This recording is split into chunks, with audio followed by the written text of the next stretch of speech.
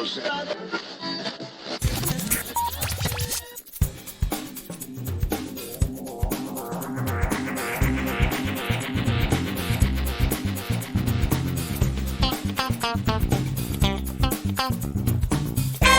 welcome to episode 403 of Geektown Radio. I'm your host, Dave, and I'm back this week with...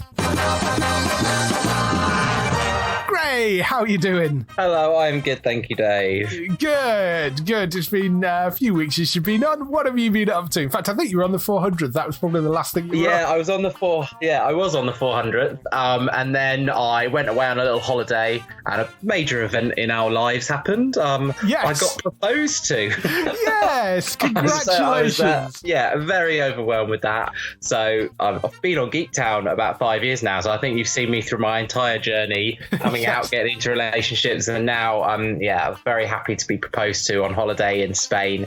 I was on there for a little break during my half term, so I have been swept up in that, and so I think TV and film have taken a bit of a backseat, but nonetheless I've had a little bit of time to finish a few things, start a few things, and just have a chat about reality TV. I'm probably here like that one every time. I need to just have a little chat about reality and what's going on. Yes. So what have I finished? So I finished Beckham. Very unlike me to watch a footballing documentary. I was going to say, that's very out of character.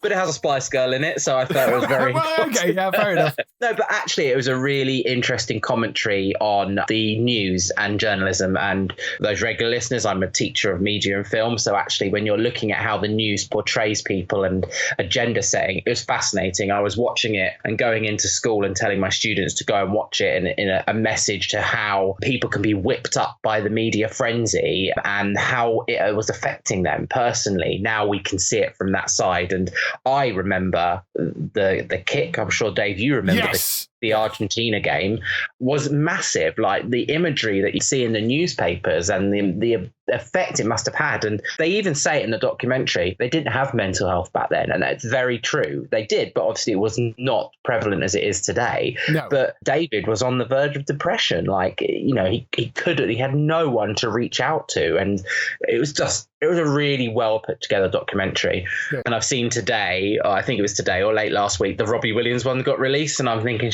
I'm not a huge Robbie Williams fan, but it's just a really good documentary series. And I know that he obviously battled his demons through sort of 90s UK as well. Yeah. So it got me thinking, I do actually like documentaries. And I hope when we're doing our list later this year, I might be doing Beckham in the older structured reality and documentary list. So it's definitely one to look out for in our lists of the year. Yeah. Also finished Ghosts UK. Absolutely stormed through that in about 3 days. Yes, I did the same thing. There is one Christmas episode coming up, but the main series is finished. I almost felt a bit sad when I got to the last couple of episodes because I was obviously beside that watching Ghost US, and I could consume 3 or 4 episodes a day with Ghost US. It took me a bit longer to finish it because there's 22.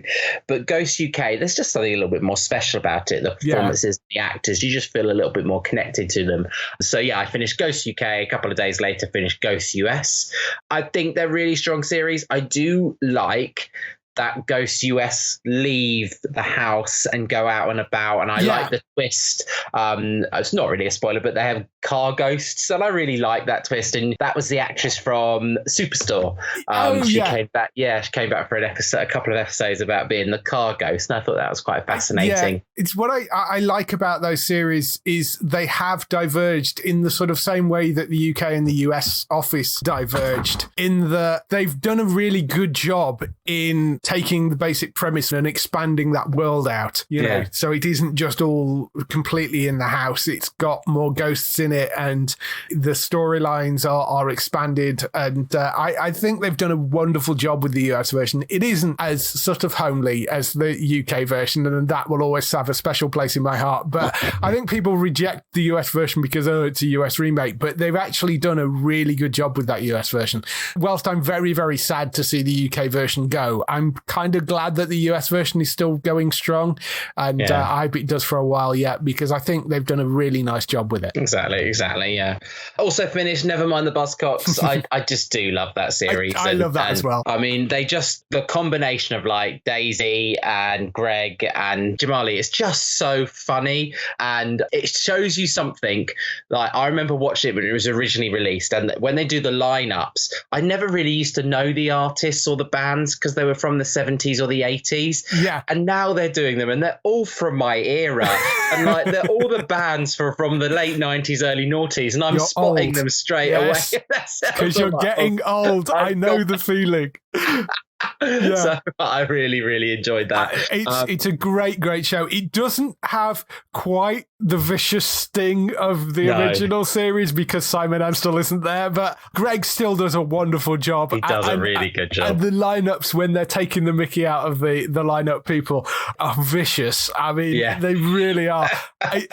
It doesn't, as I say, it's not quite to the level that the original series was, but I think you wouldn't get away with that now. No, so I think it's a good balance of sort of old and new, with that. They've done a really great job with it. The stories are great and funny, and I think there'll be a Christmas one. I'm sure there will be. I know they did one last year, so there'll be a Christmas one. And then let's flip the mood completely. I watched BBC's The Reckoning, and this is obviously the retelling of the Jimmy Savile story from the viewpoint of the victims in particular. And oh my God, this was so dark and so horrendous. The quality was really good. Steve Coogan was really good. I struggle with Steve Coogan sometimes because I know personally he can be a bit abrupt and rude, and there's that element. But his acting in this, it was creepy, and I suppose that was what it was to do. And they worked hard to make sure that the victims were front and center of this, and they were the bookends of each episode.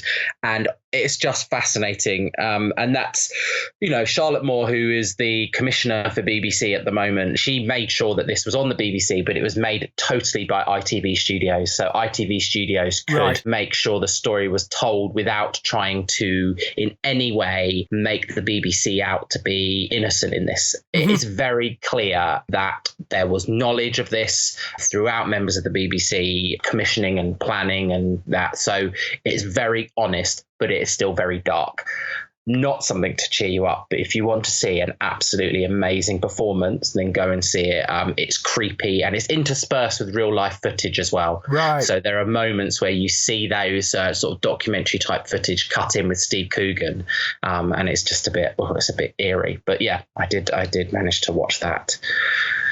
Oh, sorry, so let's get over that. Yeah, I haven't caught that yet. It is one I've forgotten that had gone out, but it is one that I do want to go and check out at some point, because obviously I am fully aware of the whole scandal with that. So I am sort of interested to see how it comes across. But it is one I'm building myself up to, Yeah, you've got to be in a good place when watching it. I'm going to say that. So other things that I'm currently watching. So I'm one episode left of Breeders. What an amazing season 4. I've really enjoyed this, every series they've made, but I think season 4, the new Luke, it's just the storylines leading up to, like, obviously I've got one episode left. It's just fantastic. Mm-hmm. I love where they've gone with this whole series and how they've got there, and the supporting cast is just incredible. The actress who plays his mum is just divine, and she's just so good. And I'm sad it's over, but it's a really stellar British series that had a bit of a rocky start in season 1, had very mixed reviews, but has come out at the end of it looking really, really good. So one episode of that left. Yes. Have you seen that much of that? I have seen the first couple of seasons, I think, and then I think it came out when I was away for one of the seasons, so I sort of missed it and then forgot to pick it back up again. And it is on my list of things that I need to go and work through when I get a little bit of time, because I really liked the first couple of of seasons. I love Daisy Haggard, who is, if you ever follow her on social media as well, she's incredibly funny. And she's a wonderful actress that does a great balance of comedy and drama. She straddles both really, really well. And same with Martin Freeman as well, who plays the dad. It's really, really good. I really do want to go and get back into that. And the rest of the cast I'm really interested to see as well. Yeah, so. I recommend it. They do recast, this is not a spoiler, they recast the children every other series because there's sort of like a time jump. They live in this, they're not really determined the year, but the Luke in the last series I think is just really good. It carries across the character really well. You sort of still remember him from the previous actor, and there's elements that he's brought to the role. Right. And I also, finally, they dropped Solar Opposites. I remember being on a podcast about 10 weeks ago, and you said Solar Opposites is this week, and I remember looking, and I emailed you and went, Dave, what's happened to Solar Opposites? But finally back. I watched 2 of them. Are they all up there? I can't remember seeing them now. Yeah. So the entire season is I'm sorry, gonna pick my way through that. The first bit's so funny with the dart in the throat. And then they explain that even in flashbacks you're going to hear a British accent because they talked about some sort of their enoscope. Chrono things or something that excuse. So you're going to hear this accent in flashbacks. Deal with it. Is basically what they said. I've loved this season. I'm much further on than you. I'm 8 episodes in, but there is a Wall episode in there. There is a Silver Cops episode in there as well as those bits being scattered across some of the other episodes. The Wall thing is scattered in a few episodes, and then there is specifically a Wall episode, and there are bits of Silver Cops as well, which is then has its own episode. It's been great, and Dan Stevens does a wonderful job voicing Corvo. It is unlike Rick and Morty where they use sound-alikes. This is very much, Dan has come in and taken that role and is doing a wonderful job with it. It fits it so well. It works brilliantly, and it's a great series that I'm thoroughly enjoying it. So. And then my paranoia that I want to make sure I've watched some of the really good series that people are talking about before we start doing our end of year lists. I've done a couple of episodes of Bodies on Netflix and 1 episode of Upload on Amazon. I still got so much in my to watch list, like Gen V and Invincible and things like that I know I need to go and watch. But Bodies was being talked about so much, being targeted. I thought I've got to watch that. Timey-wimey, brain hurting things in episode 1 that sort of builds on episode 2. So I know I've got to go back and watch those. Upload, I actually struggled with episode 1. I found myself watching it and then having to stop, go onto like IMDb and Wikipedia, try and read back up on the previous season because the gap between them has been quite long. And just try and get my head around it again. So Bodies is a yes, and Upload I'm a little bit unsure about. I mean, I haven't gone back to it in about a week because it wasn't as engaging as I remember the first couple of seasons. So I'm going to have to try and give that another go. Maybe my brain just can't handle too much information. I don't know. I mean, there is a lot going on with Upload, and it is quite impenetrable. I think if you haven't watched the previous seasons or forgotten where they got to, and I had a few moments like that going back into it. I am really enjoying this season. They're dropping, I think, 2 episodes a week. It's still been really good for me, but it is a lot, and you do actually end up having to go back and go, hang on, where did we leave things? What happened? I can't remember. Exactly. That's pretty much for me. I'm off to see Marvels this Sunday. Cool. Gets released this Friday, so I'm off to see that on Sunday. And other than that, because my brain can't take much at the moment, I've been filling it with a lot of reality stuff. So still ploughing through Drag Race UK, still watching the Bake Off, still watching Taskmaster, and we started Survivor just the weekend gone. I've seen some negative press already about it, saying this BBC has spent loads of money and it's bombed.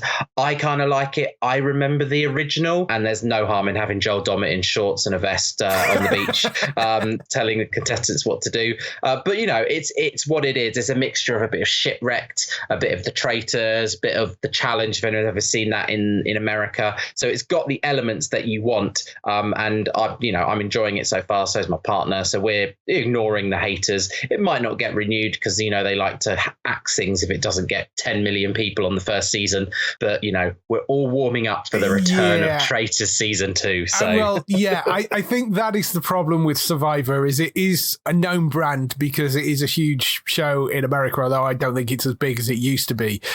But it sounds like the UK version hasn't really flown as well as they hoped it would.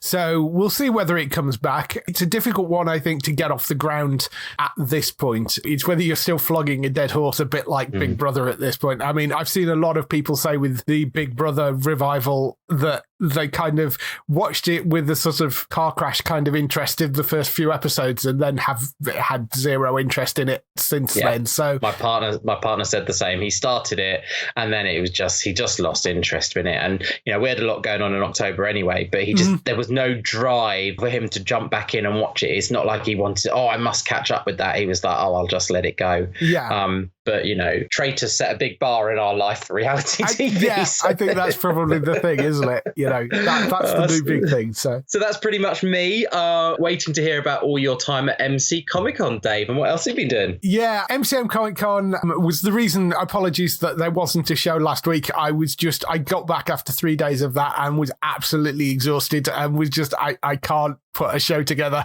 I have been editing videos all week as well. There was a panel for Ghosts, which had a lot of the Ghost casts on it, which was great. That was really fun.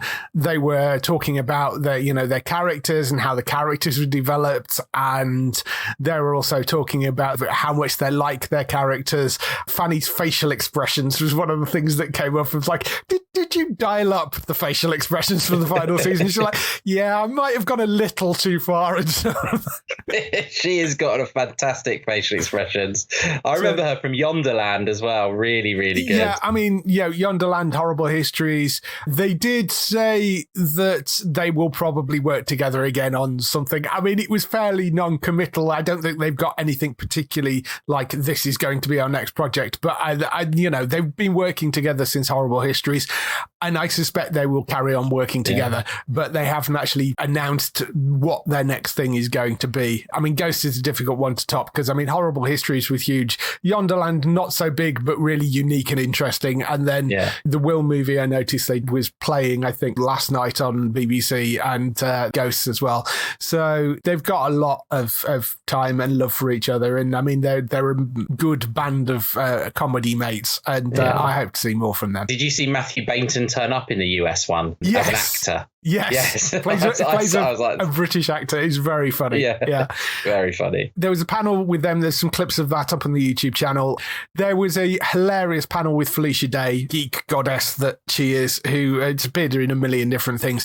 Of course, this is all done during the strike, so we couldn't talk about specific projects. It's all talking around stuff. They could talk about Ghosts because of the fact that it's made in the UK. It's not a SAG project. For a lot of Felicia's stuff is, so she couldn't talk about like specific roles on a lot of things. But she did talk a little bit about possibly reviving the Guild, which is her own thing, and that was a YouTube streaming thing, so that she could talk about. Possibly as a musical, apparently, they're talking about with that. There is also, it's hilarious, CJ, who is the host for that stage, is a Geordie, and Felicia Day doesn't understand the Geordie accent, or was at least playing that up quite a lot. So there was a lot of comedy insults going backwards and forwards from Felicia not understanding what he was saying. And this has been going on for about 5 years. So there is a video up on YouTube, which I put up, called Felicia Day Does Not Understand Geordie. It's really funny because he quizzes her on Geordie phrases, and it's just great. She's like really, really funny video. That was really good. There was a panel with some of the cast of Our Flag Means Death, including Rhys Darby on that one. Again, it wasn't called Our Flag Means Death panel because they weren't allowed to actually talk about the show. So a lot of that stuff was them talking about sort of auditions, and Rhys is doing stand-up and that sort of thing. So they were talking about other things that they're doing, which wasn't directly Our Flag Means Death related, but it was lovely to see those guys. And Critical Role, which, are you aware of Critical Role? No, tell me more. So Critical Role, they do have an animated series, which is on Prime Video, but that sort of came after everything else. Critical Role is a live action streamed Dungeons and Dragons game made by a group of sort of mates who are voice actors and improv comedians and that sort of thing. One of which is Ashley Johnson, who she appeared on the Killing, the US remake of that, Blind Spot as well. She played Patterson on Blind Spot, if you remember. Yeah. And she's the voice of Ellie in The Last of Us as well on the video game. And she plays Ellie's mother on the TV show briefly as well. But Critical Role is massive. And I mean, well, put it this way. There is a 4,500 seat theatre at the XL in London. And the panel was at 11 a.m. It was at capacity by 9 a.m. Wow. And they were also live streaming the panel to the other two stages that they have there, which is smaller, and they were both packed. They haven't had to do that since they had the Loki cast there in 2019. That's how big Critical Role is. It's enormous. They have millions and millions of followers. It's incredible that something which is basically a bunch of friends playing Dungeons and Dragons on a live stream is so ridiculously popular, but it is. You can go and find, there's a Critical Role website, and they do it in seasons. So each sort of D&D campaign is a season of the show, and they play different characters on various different seasons and stuff, and they do one-shots. They played Wembley recently. That's how big this show is.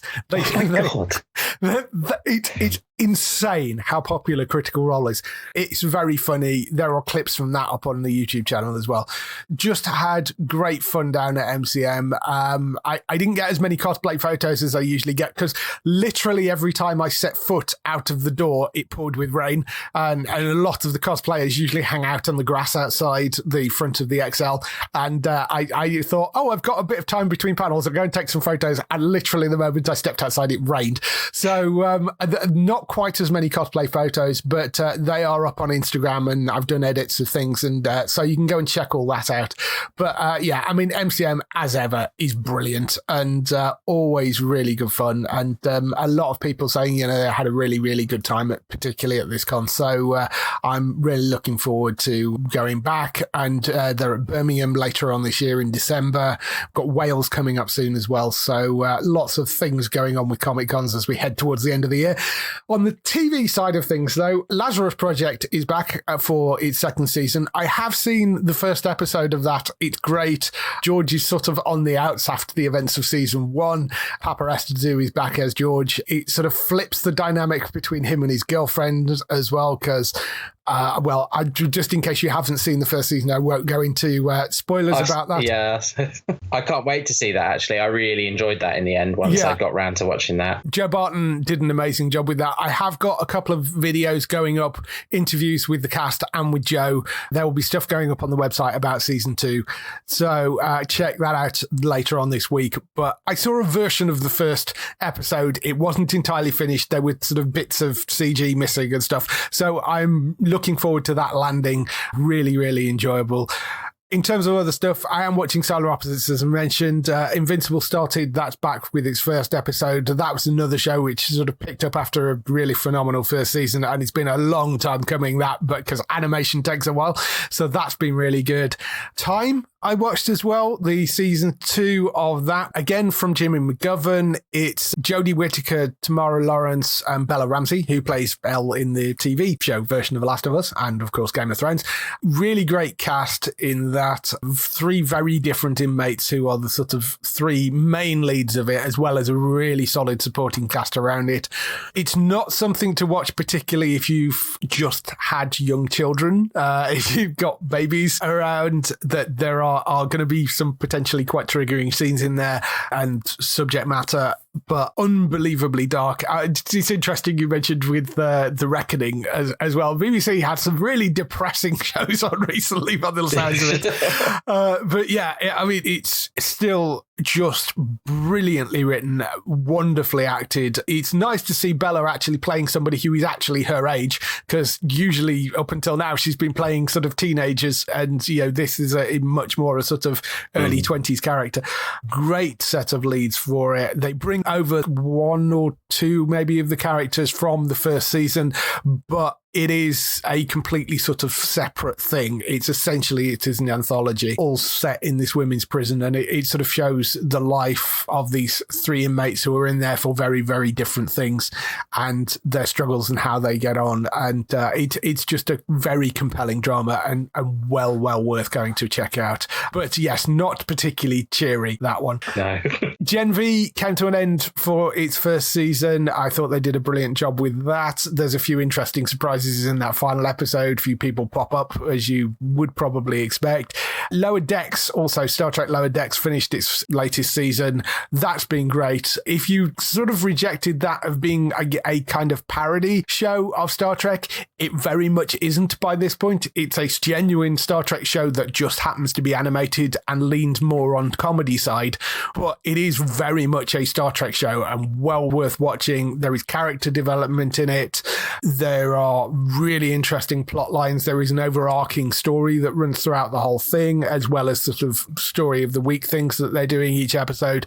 But there is very much a running theme through that as well. It's just been superb, that, and they're doing a wonderful job with Lower Decks.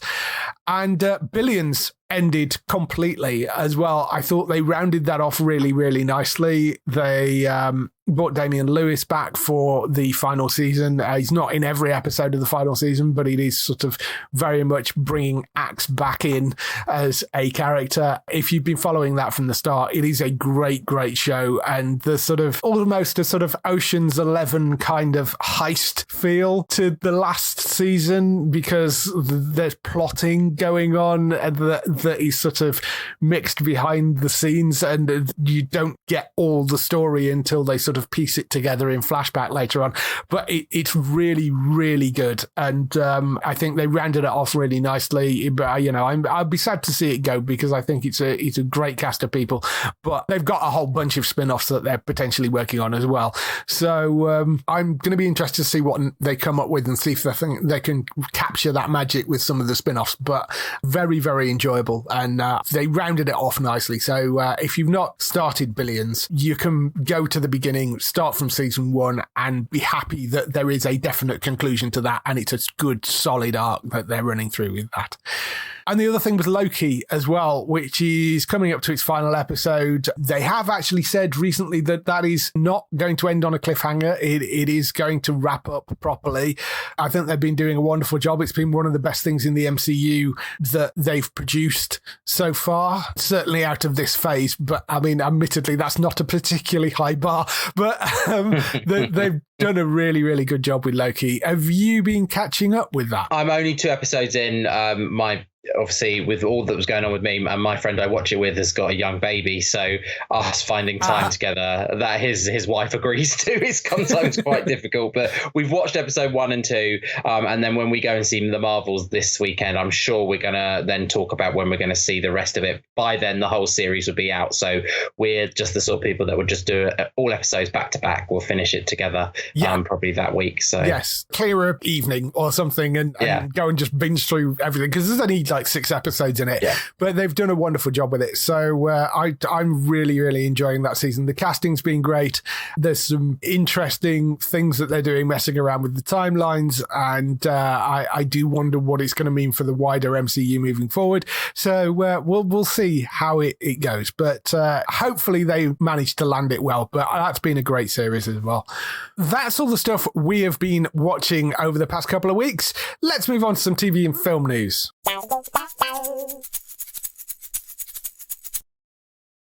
So we kick off the TV and film news with renewals, cancellations and pickups. Quite a few cancellations because we were off for a couple of weeks. So Rabbit Hole has been cancelled by Paramount Plus, which was the Kiefer Sutherland series, which I'm very annoyed about because I really, really liked what they did with the first season of that. I thought it was really good, and they've decided they're not bringing that back. Also, the TV series of Fatal Attraction, they have decided they're not bringing back as well, which I didn't watch. But Rabbit Hole, I'm upset about. You don't think it's strike related, do you, Dave? Hard to say at this point. It didn't seem like it was strike related, this, but who knows? Some of these have been, some of these haven't been with the cancellations. It's a shame. But Rabbit Hole and Fatal Attraction gone at Paramount Plus. Joe Pickett also has been cancelled after 2 seasons at Paramount Plus as well. So that's also gone. Letterkenny, which I think does run somewhere over here, but that is going to be ending on Hulu after 12 seasons, so that will be coming to an end. Wellmania has been cancelled after one season by Netflix, so that's gone. Superman and Lois is coming to an end with its fourth season. We haven't even had the third season, I don't think, over in the UK yet, but CW have decided it's not coming back after 4 seasons. To be honest, I think that's probably the right thing to do for multiple reasons, because... It's the end of an era for the CW, isn't it? Well, it is, yeah. I mean, it's the last of the Berlantiverse, Arrowverse adjacent shows. I mean, Flash was really the last Arrowverse show because they've sort of sat outside that. But it's the last Berlantiverse superhero show. And given that most of those Berlantiverse shows have kind of, the quality drops off a cliff after 4 seasons, that's probably not a bad thing that it goes out at season 4. Also, of course, they are introducing the James Gunn new DC universe. They've got a new Superman coming in that, and maybe they don't want 2 Supermen around at the same time. I'm not totally shocked that that is going, but I think they did a good job with that show. It was, the quality was generally up there. Certainly it was higher quality than that god-awful last season of The Flash. So, did you see the Grant Gustin news, by the way? Yes, he's lead in Broadway show. Yes, he's the lead in a Broadway show, which is awesome news. So I'm really happy for Grant that he's going to be doing that, and it's a musical, isn't it? I think he's doing, actually. Yeah, Water for Elephants, which I think was a Andrew Garfield film many years ago, I'm sure. Yeah. Okay. Yeah, so, well, I can see that working. That sort of fits in that mold. So that's good. I'm glad Grant's getting back to the stage and doing musical stuff, because, that's sort of where he started his TV career as well, wasn't it? Exactly, He was on Glee. So Glee. Chapelwaite, which was renewed for a second season, is now no longer renewed for a second season. They've decided that they're reversing that decision. So that, I think, probably was partly strike related, because it was delayed, and they've decided they're now not bringing that back. So Chapelwaite is ended after 1 season. And there is an entire streaming service going, which is Lionsgate Plus. That is going to close in the UK. Stars and Stars Play, which is the streaming service in the US, are still running, but they've pulled out of a bunch of international markets, and the UK being one. I mean, the main thing we lose is Outlander. However, I do suspect they may just sell that back to Amazon, who are the people that they were outbid for, because it's a Sony-made show, I think. And I think the only reason Lionsgate Plus had it in the first place was because they outbid Amazon for it. And given that Amazon were the second highest bidder and they ran it originally, I do wonder whether it'll all just end up getting pushed back onto Amazon now, which will probably make quite a lot of people happy, because it means that they get it as part of their Amazon subscription without paying an extra £5 a month. There is also the Power Books, whatever, series 3, 4, and 5, and a million. I don't know what they're doing with that. And things like The Great as well. They had a number of other things on there, like the Stephen Amell Heels, but that's been canned after 2 seasons. And it didn't look like they were going to run the second season of it. They had a few other bits and pieces, but they kind of not been picking up the subsequent seasons of a lot of shows, which should really have been a sign that there was something wrong there. So with the exception of Outlander, I don't think we're missing a huge amount from it, and I suspect a lot of those bigger things may end up somewhere else. Like, I think Power originally ran on Netflix, the original show over here, so I do wonder whether Netflix might sort of order a job lot of the various books and pull them onto that. So hopefully some of the shows will get sold to other places. It's not closing its doors until some point in 2024, so it's still going to be running for a bit longer, apparently. Did you ever look at Lionsgate Plus? I mean, I actually had a subscription, but I had cancelled it when I heard this news. I'd got it for The Great. I think I got it in like late September, and then I never got around to watching it. And so then I've just cancelled, because I thought, actually, I'm probably not going to. It's a really busy couple of months for me. So I know The Great was originally went out on More 4, so I don't know, More 4 might pick it up in the future. Well, actually, the later seasons of The Great are already going out on terrestrial TV anyway, and that's another show that's come to an end.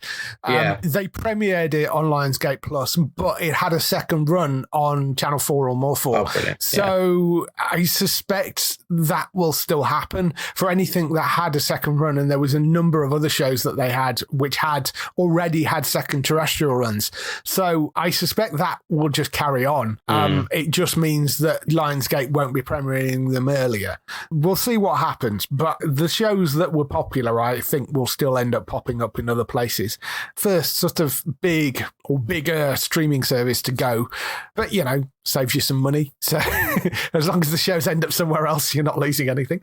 In terms of renewals, Sweet Magnolia is renewed for a 4th season by Netflix, so that will be coming back. Futurama renewed for 2 more seasons by Hulu. We've actually got 1 season still to come. So that's renewed up to season 14 now. We've only had season 11. So season 12 will be the next one, and then it's renewed for 13 and 14. Lots more Futurama to come, and that's on Hulu and Disney+.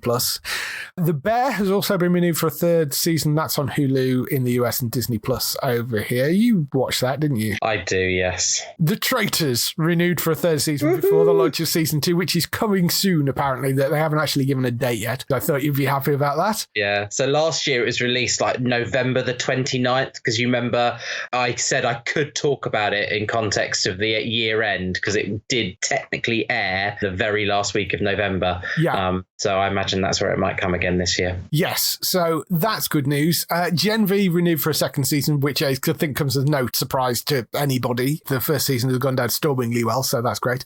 Good Omens, whilst not officially renewed for a 3rd season, it looks like everything is lining up for a 3rd season of Good Omens.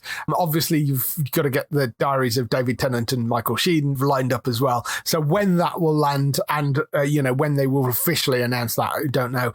Doug McKinnon, who was the co-showrunner on the first couple of seasons, is apparently not returning. I don't know whether he's tied up on other projects or what, but he did say that he wasn't returning for a 3rd season. They need to make a 3rd season, because given where the 2nd season ends, not in the best place, it was lining things up for a 3rd season. So it seems like everybody's on board with wanting to do it. They just need official green light from Amazon for it to happen. It sounds like that is in the works, but they haven't officially announced it yet. Pickups and other news. Due to the strikes, there are things being moved around. So White Lotus Season 3 and Welcome to Derry, which is a Stephen King It spin-off prequel thing, I think. Both of those have been pushed to 2025, apparently. Oh. So they're going to be way off. The Batman TV series, The Penguin, which stars Colin Farrell, that has been pushed from, it was originally supposed to be spring 2024. That's now moved to late 2024, so that's been pushed back. Game of Thrones House of the Dragon, that's still on schedule for early summer 2024. That sort of falls outside of the strike stuff anyway, so it's no great surprise that that's still on schedule, because even though it's a HBO show, it's all shot in Ireland, and a lot of the cast are working under equity as opposed to working under SAG. And it wasn't affected by the writer's strike because all the scripts had been approved prior to them to starting shooting. So they actually weren't as affected by the strike as everybody else was. That is good news, and that will still land in early summer 2024. Last of Us Season 2 will be filmed in 2024 and air in 2025, which is not unsurprising. I think we expected a 2-year gap between the first season and the second season of that, so no great shock with that. Nautilus, which is an interesting one, because that was a show that was made originally for Disney Plus UK. They then decided that they weren't going to actually air it. It was one of those that they wrote off, even though it had already been filmed. So they had this completed TV series, and it's based on Jules Verne's 20,000 Leagues Under the Sea. Stars Shadiz Latif, who you'll know from Star Trek Discovery. They basically had this show and they needed to sell it to somebody else. AMC in the US have picked it up. So still don't know where it will land in the UK. It's got that Saturday night BBC kind of filling the Doctor Who slot once Doctor Who's finished airing its season. It feels like it should fit that slot quite nicely. Whether the BBC decide to step in and pick it up, possibly for the UK, I don't know, because they have done that with a number of shows which AMC air. It is made by an outside company, but we'll see. But at least it's got a US broadcaster, which, implies that at least somebody might pick it up in the UK, which is good news. Sky Witness have picked up the rights to Fire Country, which is the Max Theorot from SEAL Team series. It's the reason that Max Theorot is no longer on SEAL Team, because he was sort of juggling filming the last season of SEAL Team and Fire Country at the same time, and Fire Country is his show. He's an exec producer on it. He co-created it. That will now premiere in 2024 in the UK. There is a second season of that coming as well. Is that the convicts being firemen? Yes, That's the one, yeah. It's a system that that they have that gets to reduce their sentence by going and fighting wildfires in California. And it's inspired by Max's sort of growing up in fire country, where things tend to spontaneously combust in California, the sort of scrubland and stuff and forests and things. It's been one that we've been keeping an eye on, but they've officially confirmed that is going to be coming onto Sky Witness in 2024, which is good news. There was an update on some of the Yellowstone stuff. If you're a fan of Yellowstone, they've bumped the final part of season 5, which is the final season of the main Yellowstone show. They've bumped that 12 months because it was supposed to be airing nowish. They've actually bumped it to November 2024. That is strike related. That's why they've moved that. They've also announced that they are doing the continuation series, which is basically going to be a lot of the cast from the main Yellowstone series, but not Kevin Costner, because the reason they ended the main show was because Kevin Costner and the creator of Yellowstone are, by the sounds of it, no longer on speaking terms. So they decided that they would move forward and take a lot of the cast. And the rumor is that Matthew McConaughey will step into the leading role of the show, although that again isn't officially confirmed yet. They've also announced another prequel series because, they've got a whole bunch of these prequels. Yeah, no. So there is another prequel which is going to be called 1944. That will all be landing either sort of late 2024, obviously November 2024 for the main Yellowstone conclusion, then late 2024, early 2025 for the other two shows as well. If you're a Yellowstone fan, there's a lot of stuff out there. Have you looked at any of that? Because it's one that has completely bypassed me. Yeah, bypassed me. I nearly got interested in the Helen Mirren one, but then I was like, no, my sister who lives in America is in love with it, and it's such a huge show over there. Yeah. So she came over and went, oh, you've been watching it? And I'm like, no, I've heard loads about it. It's just completely bypassed me. But yeah, she raves about it. Yes, it is all coming. It's just all been delayed, and a lot of that is strike related. Echo, the TV series, the Marvel TV series, that has now got a premiere date, which is the 10th of January 2024. Interestingly, they're releasing it under a new banner, which they're calling Marvel Spotlight. And it's a label that they're going to start using as a sort of subcategory of Marvel things, which are titles that they say present a wider variety of stories which don't require as much prior knowledge of the MCU. So they're trying to sort of use them as on-ramps for people that are trying to get into the MCU without having to watch a billion movies. It's an odd one to do that with, given that Echo has already been in some other stuff. She showed up in the Hawkeye series, and she is sort of integrated into the MCU. And you've got Kingpin in there, who was also in the Daredevil series. So, okay, fine. They're doing it under Marvel Spotlight. It is supposed to be a limited series, I think, so don't expect a second season of it. The Marvel Spotlight brand is based off the Marvel Spotlight comics, which was an anthology set of comics, which had basically the same idea, ran in the 70s and 80s, and it was a way of introducing new characters, which then were sort of integrated a bit more into the main Marvel timeline. We'll see how that goes, but there is a trailer up for that now. And the other interesting thing with that show is it is the first mature rated one that they've released. So if you're worried about things like Daredevil not being as violent as it was on the Netflix shows, given what they showed in the Echo trailer, I don't think that's going to be an issue moving forward. Because there are some pretty violent bits in that trailer. So they are prepared to be sort of branching out in that. I mean, that may be another reason why they're even the Spotlight brand as well. So they've got a sort of slightly separate brand that isn't as suitable for children, possibly as well. I don't know, but it does look like an interesting show though. Also on Marvel, there's news that the season 2 of the What If animated series, that's coming at some point over the holiday season, but they haven't given an exact date for that yet. So that feels like it's a bit out of nowhere. We've been waiting for it for so long, and then they're just going to drop it out of nowhere. Yes, because it was supposed to be earlier on this year, and then it got moved back, and then it got moved back, and then it got moved back again. And yeah, now they've sort of said it's going to be at some point over the holiday period, apparently. Speaking of Marvel and Disney and stuff, you may have seen some stories about Disney buying Hulu. Just wanted to clarify a few things about that, because people were like going, oh my God, this is terrible, Disney buying Hulu. Disney have had control of Hulu for years.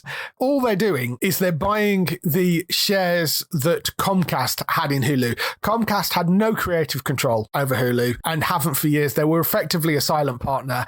Disney at some point had the option to buy out the rest of the shares. That option has now come up and they're buying the rest of the shares. It's purely a business thing. Nothing will change, basically, because they just carry on running it as they've been running it. Ultimately, it means that they'll just be making more money out of Hulu, but that's basically it. The other announcement, which had well through being off, is Doctor Who has got its return date for the David Tennant 60th anniversary specials, Saturday the 25th of November. That will land. And also the Whoniverse, which is what they're now branding it, had landed on iPlayer, which is a huge array of classic era Doctor Who, as well as all the new Who stuff. One of the other things that came out of that actually is they said that Shooty's season will be branded season 1. Seen that. A controversy, Dave. Yes. So what essentially they're saying is that the new Who era that started with Chris Eccleston ended with Jodie Whittaker. So this will be a new thing. This sort of new Russell T Davies launch of Doctor Who will be, it's marking it as season 1, a new thing, which I kind of get why they're going down that route. I mean, arguably, I guess, I don't know whether the 60th anniversaries fall into the old one or the new one, or just bridging the gap or something. I don't know where they're placing those, but the Shooty series will be season 1, apparently. I'm looking forward to this, and I think it will be quite a good on-ramp for people. And I think that's the sort of point is, to get people back into Who that maybe have fallen away from it because it had kind of got very convoluted and all over the place over the last couple of new Who seasons across Chris Chibnall's run and some of Moffat's run, if we're being honest. But I'm looking forward to getting back into this. Where are you with Doctor Who these days? I was watching Jodie's and then I just got lost in the episodes, and I'd always meant to go back. I think I'm technically on New Year's Day 2019, possibly. Right. Or something, 2020. I'm somewhere around there, and I never went back. And then in my mind, I'm like, I'm going to binge, finish the Jodie era, and be all ready for it. But I have not got the capacity to fit that in before it comes. Even though it's all there, I know I can get it by the click of a button. I just don't have the capacity. So I am potentially going to be one of those people who ramp back in with these birthday episodes that are coming up, and then into Shooty. So that's my plan now. Yeah, I think he's expecting a lot of people to maybe do that. And I mean, I feel a bit sorry for Jodie because she got kind of screwed over by the storylines. She, as the Doctor, was great. It's just the plots weren't particularly good. I would hope that maybe she does some Big Finish stuff and, she gets a chance to expand and play around with that character a little bit more moving forward. Maybe they'll bring her in for a sort of multiple Doctor episode or something, or, particularly would like to see her having written by Russell T Davies. I think that would be an interesting one as well.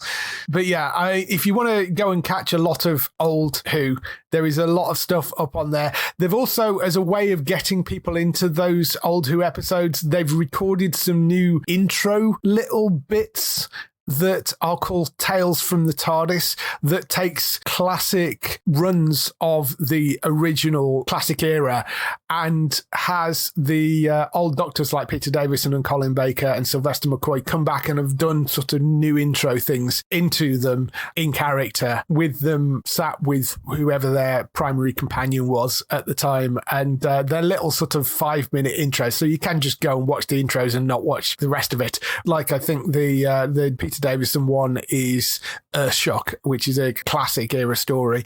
They've been really interesting to kind of go and look at.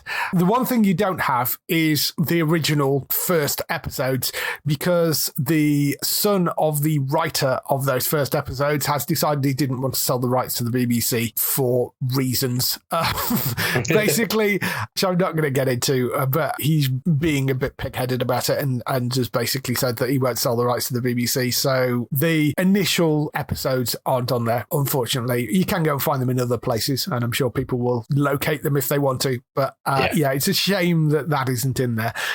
So, moving on to other things, a little bit of a striker update as well. At time of recording, we're recording this on Monday night. This may have changed by the time this episode goes out on Tuesday, but SAG are currently reviewing what the Hollywood studios have called their last, best and final offer. That phrasing has thrown up a lot of controversy. It's legal language that they have used. They did the same with the Writers Guild, and of course it isn't. That is what they're calling it, and it's basically saying this is the last offer of these round of negotiations. It comes across like a bullying tactic, which it kind of is, which is no great surprise because it's the Hollywood studios and that's kind of what they've been like throughout this whole thing. It's just not a great look, and it's rubbish as well, because if SAG come back having looked at this offer and go, it's still rubbish, they're going to have to renegotiate. So it's kind of pointless that they put it in that sort of language, but they did. So that's all it is. It's just stupid idiocy from the Hollywood studios as usual. What they've said about the package that they've put forward, and this is bearing in mind this is from the studio side, said this is the full package, forward-looking and fair. CEOs told them that this was a historic package for the Guild, including strong AI protections.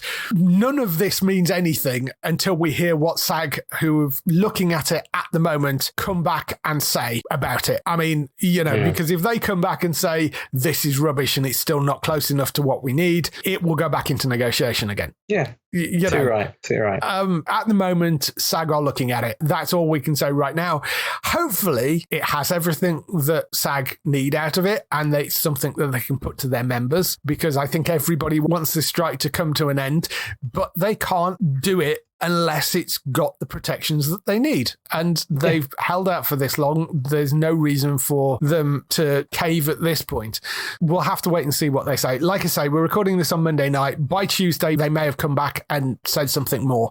I hope it's a positive thing, but if SAG come back and say it's not good enough, it's not good enough. So we'll wait and see. There were a couple of other little news stories as well. Prison Break. Do you remember that TV show? I do remember Prison Break, yes. There may be a new version of it on the way from Elgin James, who was the co-creator of Mayans MC, along with Kurt Sutter, who made Sons of Anarchy. Elgin was the main boss of it because Kurt sort of got it going, but then left it. I think this is kind of interesting. It will be a completely new chapter, so would likely be entirely focused on a new cast, although it would be sat in the same world, so you could potentially bring other people over. It just wouldn't be Dominic Purcell and Wentworth Miller as the leads in it, which I think is fair enough, because the series that they ran in 2017, that sort of comeback series, kind of wrapped the stories pretty well. So I think to then throw another Prison Break onto those guys would be a bit odd. So it would be nice to see them maybe pop up in some way in this show, but it's not going to be focused on those characters. It is going to be focused on an entirely new cast. This, at the moment, is in development. It's not necessarily coming. It may land, it may not. It's being developed for Hulu because Elgin is under a deal with 20th Television, which are part of Disney, which are part of Hulu, as we were explaining earlier. The other thing he wrote was he co-wrote Outlaws as well with Stephen Merchant. That's the other show that he's known for. Decent person behind it. And it's also got the creator of Prison Break exec producing it as well, and some of the other original exec producers as part of it. So, as I say, it's in early development. I think it's something you could maybe make a show out of, possibly. I'd make quite a good anthology series, possibly. A sort of different Prison Breaks. I mean, it'd be a different sort of thing, because the hook always was the thing about, Michael breaking Lincoln out using tattoos on his body, but you'd have to find a different hook for it. But I think a show about prison breaks of varying types might be an interesting thing moving forward. Possibly, yeah. I never watched it. Again, it was one of those ones I always wanted to watch, and by the time I was ready to watch it, it was coming to an end. But I'm just wondering, are they genuinely running out of ideas over there? Are they just going to back catalogues and thinking, what else can we exhaust in the back catalogues? I'm just worried about the creativity stream is drying up. But it's brand recognition, isn't it? To a certain extent. Yeah. I mean, it's picking up brand recognition. And if you can find an interesting story that works and isn't just a rehash of the old thing, and it's not somebody else covered in tattoos, there is possibly an interesting thing that that you could use that branding for about sort of people breaking out of prison and going on the run. I think there is something in there. It may go nowhere. It may go somewhere. It is in development for Hulu at the moment. And back over on Disney as well, Daredevil, the Daredevil Born Again series has had a bit of a turbulent time because it started shooting, then the strike happened, so it stopped shooting. The top brass at Marvel HQ, including Kevin Feige, took a look at what had been shot and went, no. We don't like this. It was Chris Ord and Matt Corman. Biggest thing they'd done was Covert Affairs. They were the head writers on it. They've basically got fired, although they are staying on as exec producers. They've now found the replacements for it, which seem like a much better fit. What they've replaced them with is Dario Scarpane, who was a writer on the Punisher series, which is part of that sort of Netflix Marvel universe, which is great. He also was consulting producer on Jack Ryan and wrote several episodes of that as well. So that's a much more sort of street level, action driven, hard edged person to take control of it. Whereas, I mean, we don't exactly know what put them off when the Marvel brass looked at the original version, but it was apparently a bit procedurally. And Matt Murdock not showing up in costume until the fourth episode. And you can see why they looked at it and went, yeah, this isn't what we want.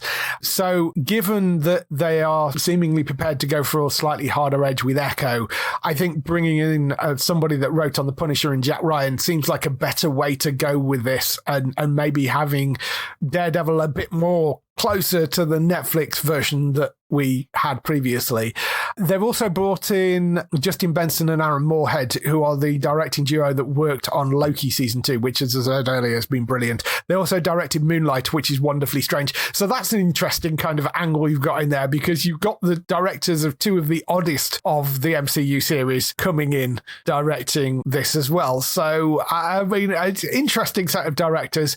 I think that's a really good pick for a writer. We'll see where it goes. We've no idea when this is going to land. All we know at the moment really is that it's going to have Charlie Cox as Daredevil and Vincent D'Onofrio back as Kingpin. And that's about it, really. And that's going to be the new writer and directors of it. So I enjoyed the original series. I hope this one works. Daredevil, I was very impressed by the first 2 seasons, but I didn't continue it through with all the Defenders and such. But I've always liked Charlie Cox's version of Daredevil, considering my other reference point is Ben Affleck. Well, yes. No, I'm really kind of hoping that it does come through. It's sad that it's going back to the drawing board, but then in another breath, I'm glad it's going back to the drawing board, because, you know, I'll be one of the first ones to switch off if it wasn't as impactful as maybe the first 2 seasons we had on Netflix. I'd be a bit like, yeah, this is not what I was expecting, and off it would go. So if it's the right thing for Marvel, it is the right thing. And so I think they've got to do that, because they're on very shaky ground at the moment with some of their content not hitting the mark. And even what I said earlier, like there's been rumors that the Marvel's not going to be the greatest film, but like they're following the Avengers. They're following one of their best movies of all time. Of course, not a lot is going to live up to it, but they're also suffering from exhaustion. People are a bit exhausted with the cinematic universe and just want to take a rest from it. Not saying that it's bad. They just don't feel like they have to rush out and get it, and they'll pick it up later on streaming, or they'll catch up with it at another time. So I think if it's for the whole sort of journey of where they're going, I think it'll be fine. Yeah, and I mean, I think that has been a problem with the MCU through Phase 4 and Phase 5. You know, the first 3 phases have definitive points. You know, Phase 1 was building the Avengers, and Phase 2 was expansion of the sort of Infinity Stone stuff and the growth of kind of Thanos through that. And then you knew that Phase 3 was going to end with Infinity War thing. And Phase 4 just was a mess. And you can't really say where Phase 4 ends. I mean, technically it was with Wakanda Forever, I think. But that didn't really have a tie-in to anything else. It was just a movie. You know, and it was a perfectly reasonable movie, but it didn't have that sort of, we're starting here and this is our end point. Then the next phase starts here and this is our end. You know, there's no structure to it. It's just like throwing mud at the wall and seeing what sticks. And I think that's been the problem. It needs somebody to actually take proper control of it. I don't know whether Kevin Feige's just taking his eye off the ball, but it needed somebody to actually sort of fit a structure into that, and it's not there at the moment. There seem to be some moving things around, and this seems to be part of that, hopefully. So we'll see where it goes, but at least they've actually picked some interesting writers and directors for it. So hopefully, we don't know when Daredevil Born Again is going to show up, but at least they've got the new writers and directors in place. That's all the news for this week. Just some highlights for next week on TV.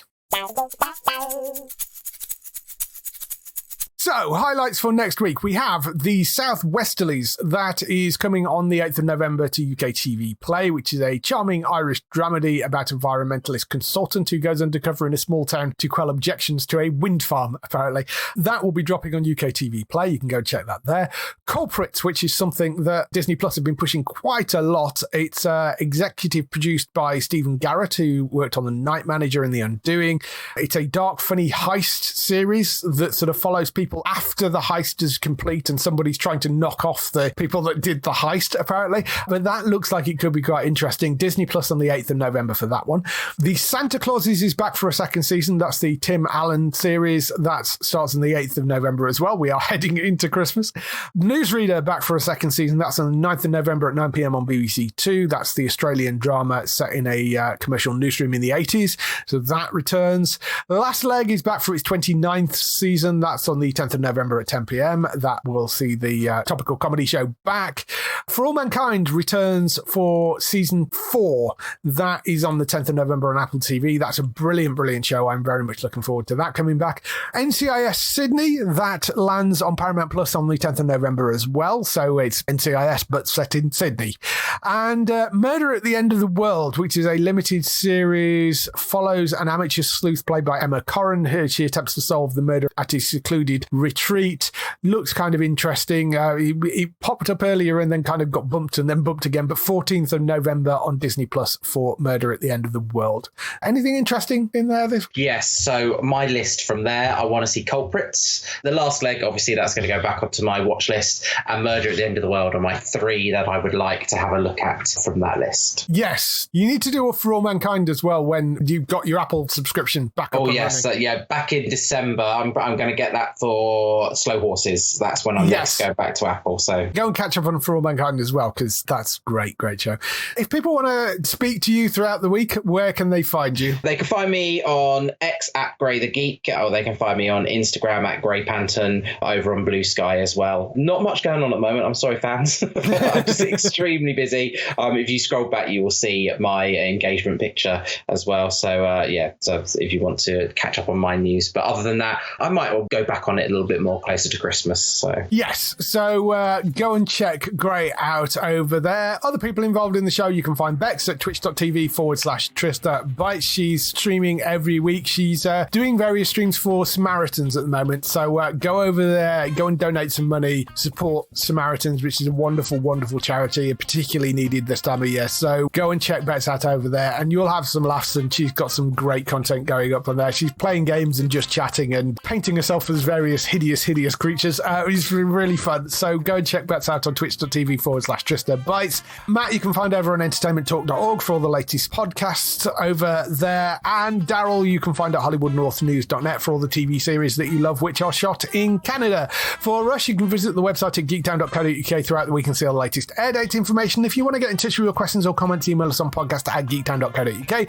Leave a message on the website post. Find us at Geektown on Twitter, X. Find us on Facebook at facebook.com/Geektown, on YouTube at youtube.com/Geektown, on Blue Sky at Geektown, on Instagram at Geektown UK, on TikTok at Geektown UK, and on Threads at Geektown UK. And go and check out. There's lots of videos going up on YouTube over this week as well. So go and check those out there. That is everything. We shall see you next week. Bye-bye. Bye-bye.